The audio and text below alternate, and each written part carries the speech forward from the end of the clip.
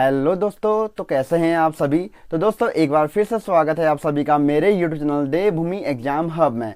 तो दोस्तों जैसा कि आप सभी को पता है कि यूके एसएससी के द्वारा आपके आगामी पेपर्स जो कि आपका वीडियो वीपीडीओ और वन दरोगा और सचिवालय सुरक्षा गार्ड का पेपर यहाँ पर होने वाला है।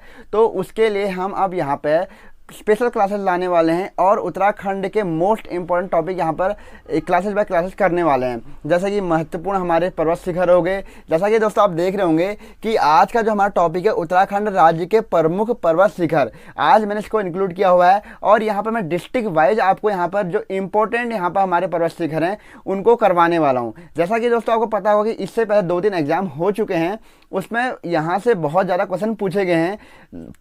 त्रिशूल पर्वत की ऊंचाई पूछी गई है, चौखम्बा पर्वत की ऊंचाई पूछी गई है, चौखम्बा पर्वत कहाँ पे है, नंदा देवी पश्चिमी पर्वत कहाँ पे है, पंचाचूली पर्वत कहाँ पे है। इससे बहुत ज़्यादा क्वेश्चन यहाँ पर आ चुके हैं। डायरेक्टली पूछता है कि कौन सी पर्वत शिखर या शिखर चोटी जो है हमारी किस राज्य में है, तो वहाँ से भी बहुत सारे क्वेश्चन पूछे जाते हैं। तो आज हम यहाँ पे एक जिले को लेने वाले हैं जो कि हमारा रहने वाला दोस्तों चमोली। ठीक है दोस्तों, तो हम यहाँ पर चमोली को लेने वाले हैं आज। और चमोली के जितने भी यहाँ पर प्रमुख जो इम्पोर्टेंट हमारे एग्जाम की दृष्टि से यहाँ पर चमोली ज़िले में जितनी भी हमारे पर्वत शिखर हैं या पर्वत चोटियाँ हैं उनको यहाँ पर हम पढ़ने वाले हैं। तो दोस्तों यहाँ पर मैं ज़्यादा डेप्थ में नहीं जाऊँगा, सीधे आपको यहाँ पर बताने वाला हूँ कि चमोली में कौन कौन से पर्वत शिखर हैं। दोस्तों जैसा कि आप सभी को पता होगा, सबसे जो पहला हमारा इम्पोर्टेंट नाम आता है वो आता है नंदा देवी पश्चिमी का।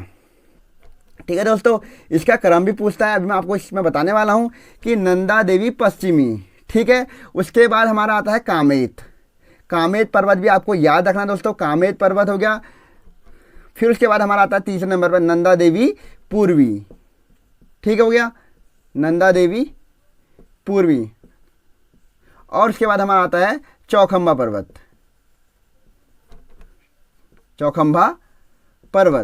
ठीक हो गया। अब दोस्तों यहाँ से आपके लिए एक इम्पोर्टेंट क्वेश्चन बनता है। जैसा कि आप देख पा रहे होंगे, मैंने यहाँ पर नंदा देवी पश्चिमी, कामेत पर्वत, नंदा देवी पूर्वी और चौखम्बा पर्वत यहाँ पर लिया हुआ है।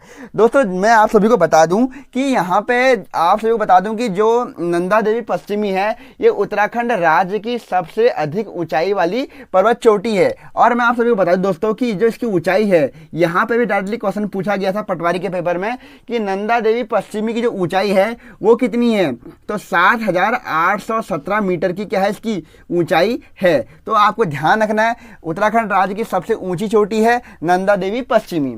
उसके बाद हमारा आता है कामेत, जिसकी ऊंचाई कितनी है 7,756 मीटर की यहाँ पे ऊंचाई है। उसके बाद नंदा देवी पूर्वी। अब दोस्तों यहाँ पे इससे भी बहुत ज़्यादा क्वेश्चन पूछा जाता है कि नंदा देवी जो पूर्वी है तो इसकी ऊंचाई कितनी है, 7,434 मीटर की यहाँ पे क्या है इसकी ऊंचाई है। अब यहाँ पर जो हमारा चौखम्बा पर्वत है दोस्तों, इसकी ऊंचाई कितनी है, तो चौखम्बा पर्वत से पहले एक और आएगा माणा पर्वत की। यहाँ पर क्वेश्चन पूछा गया था कि जो माणा पर्वत है हमारा, इसकी जो ऊंचाई है वो कितनी है, तो इसकी कितनी है 72 मीटर। आपको ये ध्यान रखना है इसकी ऊंचाई है। अब दोस्तों यहाँ पे चौखम्बा पर्वत मैंने लिखा हुआ है, तो चौखम्बा पर्वत की आपको याद रखनी है 7,138 मीटर की क्या है चौखम्बा पर्वत की ऊंचाई है। अब दोस्तों यहाँ पे आपको क्रम भी याद रखना है, पहले जो सबसे ऊंचाई है जो हमारी किसकी नंदा देवी पश्चिमी की है, दूसरा जो है कामेत पर्वत की है, तीसरा जो है नंदा देवी पूर्वी की है और चौथा जो है हमारा माणा की है और पांचवा चौखम्बा हो सकता है। ठीक हो गया। और छठा जो है हमारा वो है बद्रीनाथ पर्वत।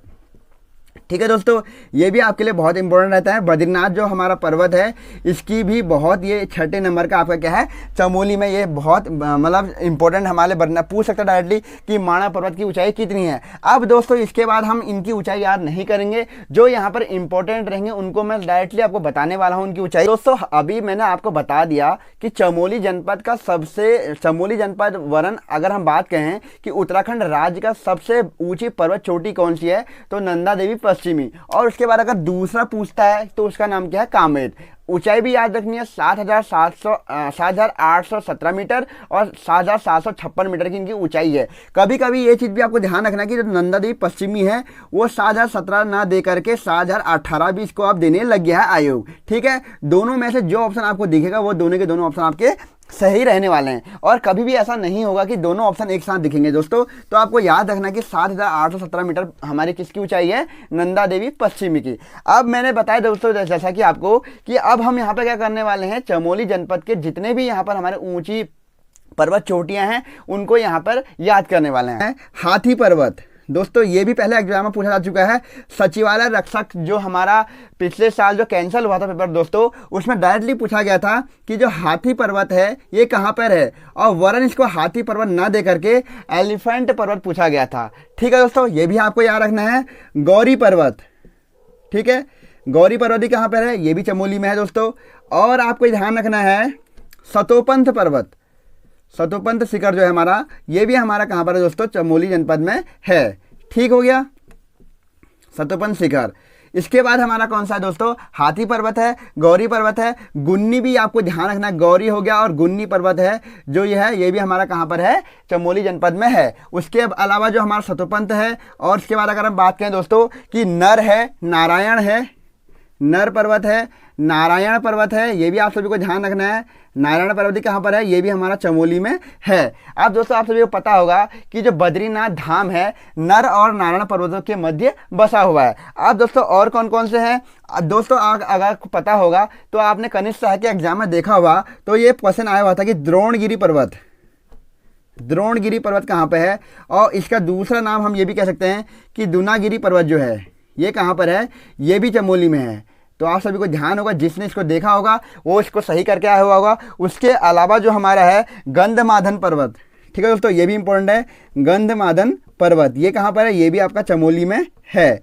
ठीक, गंधमादन पर्वत भी है। द्रोण और आने वाला है कालोका पर्वत, कालोका पर्वत भी आपका कहाँ पर है, ये भी आपका चमोली जनपद में है। ठीक हो गया दोस्तों। इसके अलावा जो है आपका पार्वती पर्वत, पार्वती जो शिखर है ये भी आपका कहाँ पर, चमोली जनपद में है। ठीक है दोस्तों, ये आप सबको ध्यान रखने हैं। कालोका पर्वत हो गया, हाथी पर्वत हो गया और गंधमादन पर्वत हो गया, ये आपके सभी क्या है, चमोली में हैं। और यहाँ पर एक इम्पोर्टेंट है और नंदा घुंगटी पर्वत, ये भी आपका चमोली जनपद में स्थित है। ठीक है दोस्तों, ये इतने ही आपके यहाँ पर इम्पोर्टेंट रहते हैं। जो मैंने पहले आपको 6 लिखवा रखे हैं, उसके बाद ये आपके जो हैं इम्पोर्टेंट आपके चमोली जनपद के शिखर रहते हैं। अब एक बार हम पूरा रिवीजन करने वाले हैं। जैसा कि आपको पता है हाथी पर्वत बहुत इंपॉर्टेंट है, सचिवालय के पेपर में आ चुका है पहले भी। गौरी पर्वत, गुन्नी पर्वत, सतोपंथ शिखर, आप सभी को पता होगा कि जो अलकनंदा नदी का जो उद्गम स्थल है, जो अलकनंदा नदी कहाँ से निकलती है, तो यहीं से वो निकलती है। अगर बात करें नर पर्वत, नारायण पर्वत, द्रोणगिरी या दुनागिरी पर्वत, गंधमादन पर्वत, पार्वती पर्वत, कालोका पर्वत और नंदा घुंगटी पर्वत जो है आपका चमोली जनपद में है।